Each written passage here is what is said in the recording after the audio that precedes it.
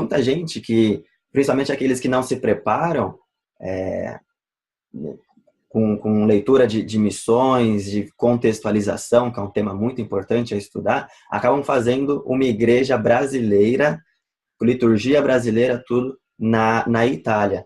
Eu gostaria que você compartilhasse um pouco não dessa questão, mas sim da como é a igreja na Itália. A igreja com italianos, tendo uma maioria de italianos, como seria então essa convivência, como seria uma liturgia, se existe alguma diferença. Okay?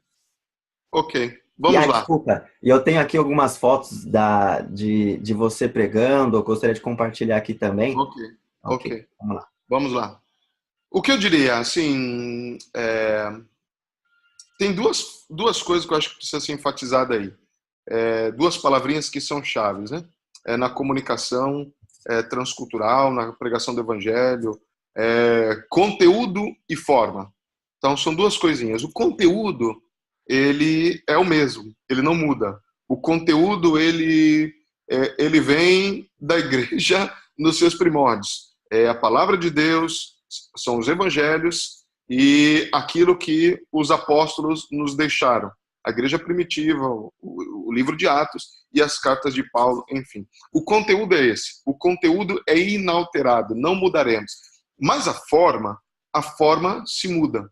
E a forma, a gente precisa entender o nosso contexto, a realidade que a gente vive hoje, 2018, e tentar da melhor forma possível, transmitir o conteúdo que permanece inalterado, mas de uma forma que seja, como é que eu posso dizer, não só aceita, mas que seja compreendida hoje.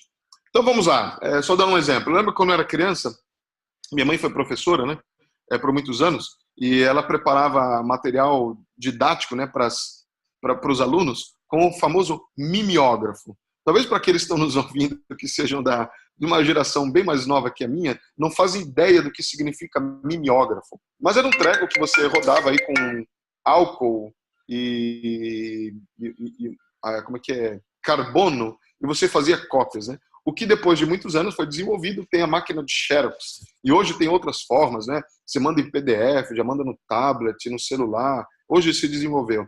Então hoje, um professor que permanece lá em 1900 e bolinha, usando o mimeógrafo, ele está desatualizado. O conteúdo mudou? Não, o conteúdo é o mesmo. 2 mais 2 continua sendo 4, mas ele não pode ensinar 2 mais 2 continua sendo 4 usando o mimeógrafo. Vou dar uma perspectiva. Então hoje, muitas igrejas que eu tenho tido a oportunidade de dar um giro e ver aqui, infelizmente ficaram presas no passado. Então, a maneira que se abordava o evangelho e que se compartilhava o evangelho no passado e que funcionou no passado, não necessariamente é a mesma abordagem que a gente tem hoje. Hoje a gente precisa se adaptar. E às vezes as pessoas têm medo de falar em contextualização e adaptação, porque elas têm medo de falar, mas a gente vai estar aguando o evangelho. Vai ser um evangelho superficial. De fato, alguns caíram para esse lado e nessa tentativa de se contextualizar a mensagem do evangelho, superficializaram o evangelho e deixaram naquela coisa, virou água de fato. Esse é um perigo que se corre, porque não houve aquele preparo que a gente tem falado tanto e batido nessa tecla. Então, você precisa contextualizar sim, mas entender que você vai contextualizar a forma, não o conteúdo. O conteúdo permanece o mesmo, mas a forma muda. Quando eu conheci o meu avô, quando eu era pequeno, o meu avô ainda usava o vós-me-ser. O vós-me-ser virou vossa mercê. O vossa mercê virou você. Hoje não se usa nem você. Teve uma época que a gente já usava o C, depois C. Hoje, na linguagem da internet, é VC, sei lá, e assim por diante. Porque a língua é dinâmica. A língua é dinâmica. Então, não é que a gente vai pegar a Bíblia e alguns com medo, né? A gente não vai mudar o conteúdo, como eu falei, permanece inalterado. Mas a gente tem que achar alguma forma de atingir. Uma das coisas que a gente tem feito aqui, por exemplo, dinâmicas de forma de evangelizar e de atrair pessoas, né? Para que a gente compartilhe a mensagem do evangelho. A gente tem usado uma ferramenta que a gente chama de Grupo Scoprire. que é o grupo Descobrir. O que é esse grupo? A gente tem mais ou menos em 2 vezes por ano, um período aí de mais ou menos 4 meses, tirando esse período do inverno, de 4 a 5 meses, do verão, quer dizer, que a gente dá uma pausa, porque aqui na Europa tudo para no verão. Mas o que seria? A gente se encontra uma vez por semana e é um grupo onde só participa não crente. Crente não participa. Crente só participa aqueles que estão dirigindo esse grupo e mais 1 ou 2 que são aqueles que são usados para o follow-up, para o acompanhamento no depois, porque ali se estabelece uma amizade, um conhecimento para acompanhar aqueles que participaram desse grupo.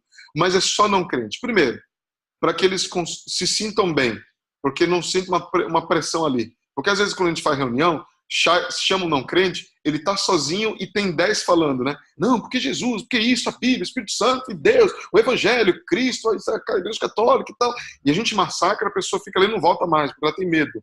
Porque massacra de frases, de efeito e tantas coisinhas, e não deixa nem a pessoa se expressar. Então esse grupo é feito para que as pessoas se expressem, as pessoas digam o que elas pensam, sem preconceito nenhum, e elas falam, perguntam, e é impressionante o que surge em encontros como esse. É fenomenal. E nos encontros, o que a gente faz? As pessoas vão falar primeiro os encontros da experiência de quem é Deus para ela, o percurso dela com Deus, a espiritualidade, e elas contam tudo. Depois a gente começa a estudar somente a Bíblia, passagem de Jesus, encontro de Jesus com algumas pessoas. Jesus com a mulher samaritana, Jesus com Nicodemo, Jesus com Lázaro, e assim por diante. E a gente estuda. A gente imprime o texto numa folha, as pessoas leem e a gente começa a conversar com elas, o que elas acharam. É um estudo bíblico indutivo ali e surge. A gente começa então a fazer um percurso de falar do que é o Evangelho e as pessoas vão descobrindo o Evangelho por elas mesmas. Na verdade, a gente é mais um facilitador, ajudando elas a fazer perguntas para o texto e entender o que Jesus quis ensinar ali. E a partir daí, pela graça de Deus, a gente sempre vê pessoas que se aproximam do Evangelho e chegam de fato a entender e falam assim, se o Evangelho é isso, eu nunca ouvi o Evangelho dessa forma. Eu sempre entendi que o Evangelho era aquilo. E aí traz aquele pacote que às vezes a gente, na tentativa de evangelizar, mas sem contextualizar, traz. E as pessoas trazem isso. Achei que o Evangelho era isso. Era fazer isso, e às vezes geralmente é comportamental, são coisas externas. Nunca é o interior, o coração. Né? E outra dinâmica que a gente tem feito, por exemplo, debates. A gente tem feito debates na universidade aqui. Já fez debates com a Organização Italiana de Ateus. Veio o presidente do movimento ateísta italiano, veio aqui fazer um debate. Depois fizemos com o budismo. Tem até dos rapazes que estão se preparando para servir ao Senhor na igreja. Tem um desejo muito forte de servir. Agora, nesse segundo semestre agora, que começa o ano letivo, ele vai começar a escola bíblica, que seria o nosso seminário. Mas ele começou a frequentar a igreja depois desse debate com o budismo. Que uma amiga budista o chamou, ele foi, e ele gostou muito da abordagem que nós demos, e do Evangelho, e ele começou a frequentar porque ele queria entender mais o Evangelho, porque ele ficou pasmo daquilo que ele ouviu, começou a frequentar o grupo Descobrir, se converteu, e é uma grande bênção, Deus fez uma obra.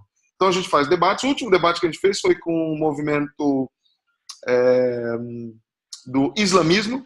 Veio também o presidente o imã, presidente, é o imã da mesquita aqui de Roma. Ele veio participar, trouxe a abordagem dele, e o tema era: pode a religião trazer paz ao mundo?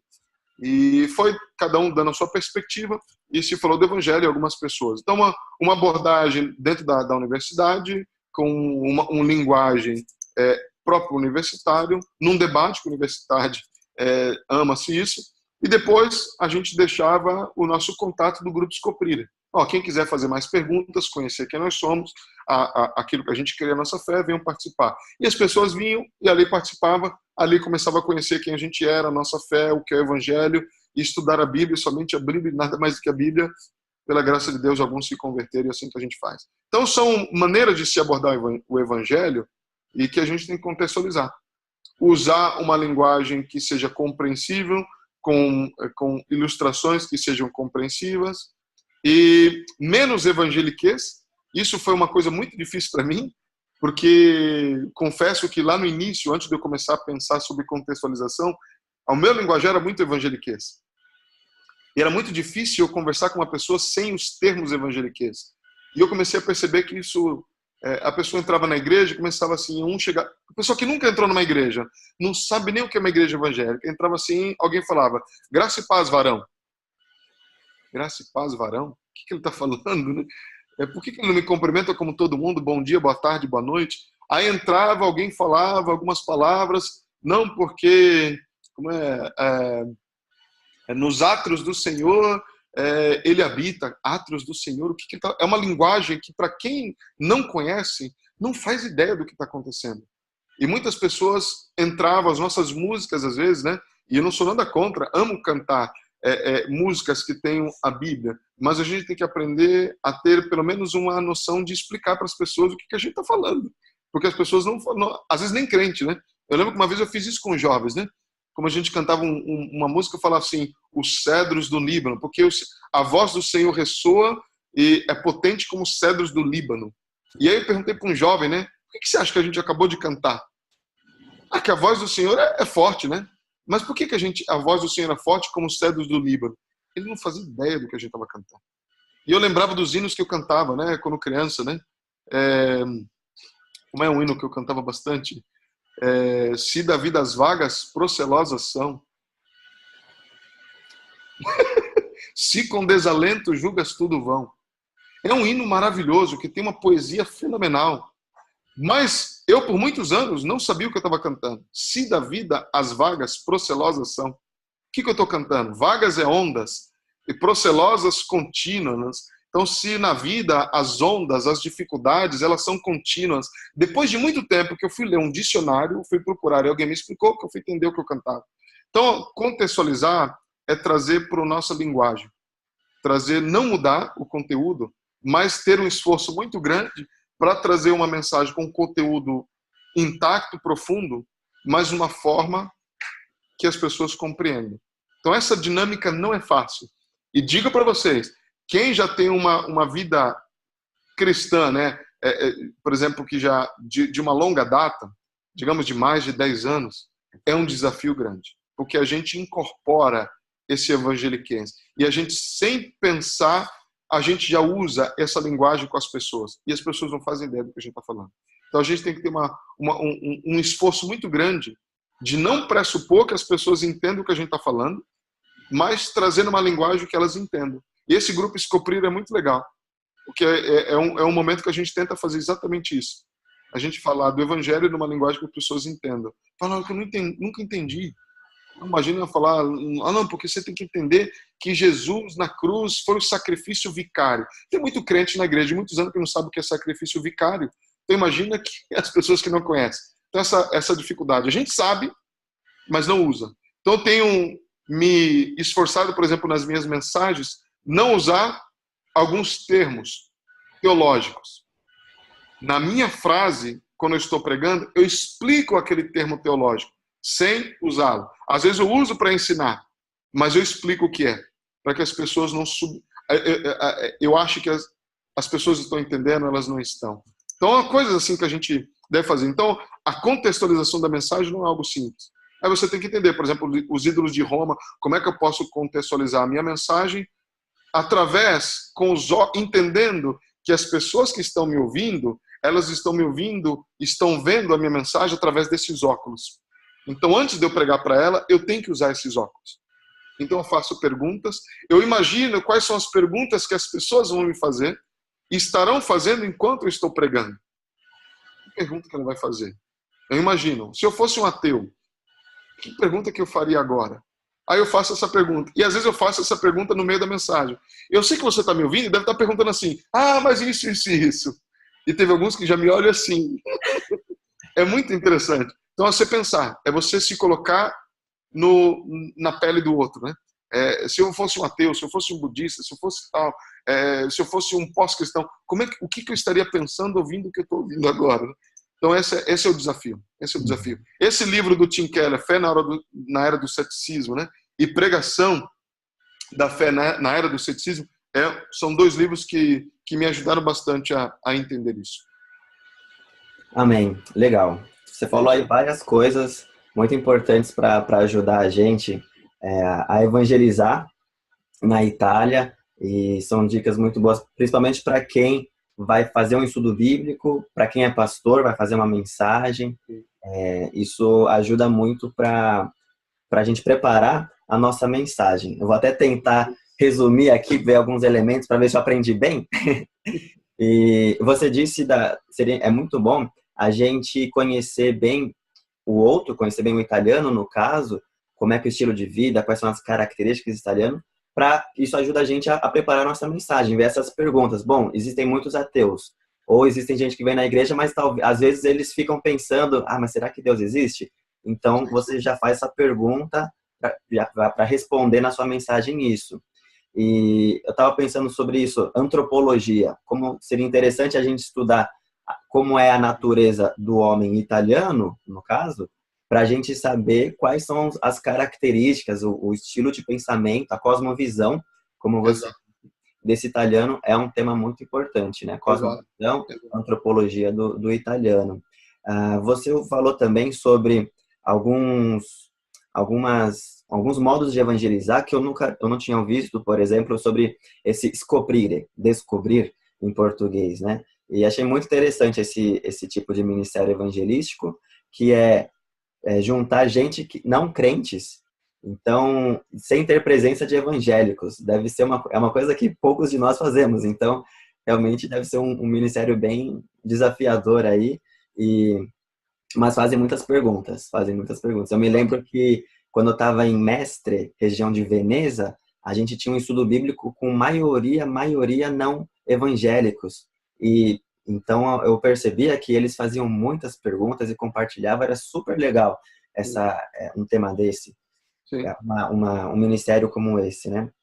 Sim. E interessante como ter esse follow-up, né? Pessoas para acompanhar essas pessoas depois, crentes para acompanhar essas pessoas depois é importante. E vocês usam também, chegaram a usar a questão de fazer debates com outras religiões, talvez até outros temas, alguns temas podem ser tratados aí, e para colocar a nossa questão protestante, né, evangélica, com a nossa visão, né? E você não disse que convida a pessoa depois para ir para a igreja, mas sim para ir para esse scoprire. Essa é uma questão interessante que eu gostei, que eu achei interessante aí, porque se joga essa pessoa para a igreja local, provavelmente a igreja vai assustar essa pessoa, mas num convívio onde ainda há tempo para ir moldando essa pessoa de modo que ela possa ouvir mais abertamente o evangelho, é muito importante essa questão. Muitas vezes a gente joga muitas verdades bíblicas para a pessoa, mas ela não está preparada.